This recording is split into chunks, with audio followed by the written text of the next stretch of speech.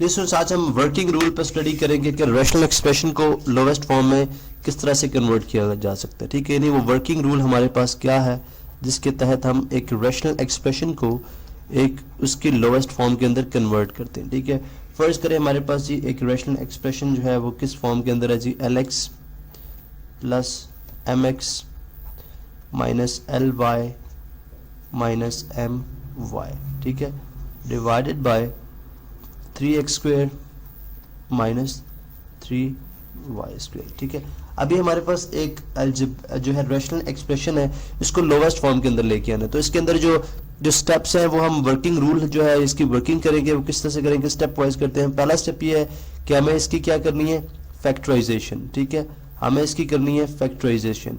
अब फैक्टराइजेशन के लिए हम देखते हैं लाइक टर्म्स में जो है वो x जहाँ पे है, अब x इन दोनों में कॉमन है, यानी x दोनों में कॉमन है तो हमने x को यहाँ पे कॉमन ले लिया, पीछे हमारे पास रह गया l प्लस m। ठीक है, इस तरह अगर आप यहाँ से देखें y कॉमन है, यहाँ से माइनस y कॉमन आ जाएगा तो अंदर क्या पा रहे हैं हमारे पास आ जाएगा l प्लस m। चूंकि जब बाहर नेगेटिव कॉमन होगा तो अंदर जो ये नेगेटिव है ये पॉजिटिव हो जाएगा। ठीक है, इसी तरह अगर आप यहाँ पे नीचे देखें तो यहाँ से 3 कॉमन आ सकता है। ठीक है, बिकॉज 3 दोनों के अंदर मौजूद है तो 3 into x square minus y square आ जाएगा। ठीक है, अब फर्दर हम इसकी फैक्टराइजेशन कर सकते हैं। ठीक है, हम इसको फर्दर फैक्टराइज करेंगे। ठीक है, वो किस तरह से जी, l प्लस m यहाँ पे अब कॉमन आ गया।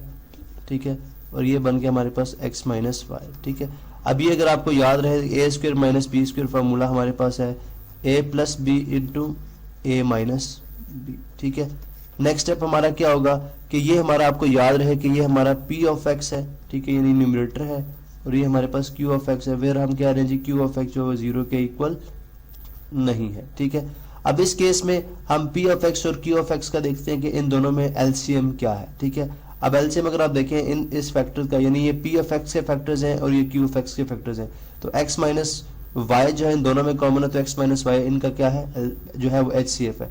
अब HCF के साथ हम दोनों को डिवाइड करेंगे। ठीक है, HCF के साथ दोनों टर्म्स को डिवाइड कर दिया जाएगा। ठीक है, अब हमारे पास नेक्स्ट हमारा क्या है जी, हमने HCF फाइंड आउट किया, ये हमारा सेकंड स्टेप था। ठीक है, HCF हमारे पास क्या आया, x माइनस वाई। ठीक है, हाईएस्ट कॉमन फैक्टर।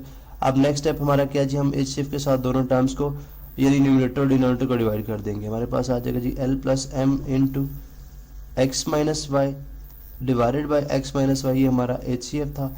इसी तरह होल डिवाइडेड बाय जो डिनोमिनेटर में टर्म्स हैं जो x हमारे पास q ऑफ x है, इसको भी हम HCF के साथ क्या कर देंगे, डिवाइड कर देंगे। इसको भी हम HCF के साथ डिवाइड कर देंगे x माइनस वाई। ठीक है, अब x माइनस वाई यहाँ से कैंसिल आउट हो जाएगा, इसी तरह यहाँ से भी कैंसिल आउट हो जाएगा, तो हमारे पास ये आ जाएगा जी l plus m over 3 into X plus Y, 3 into X plus Y.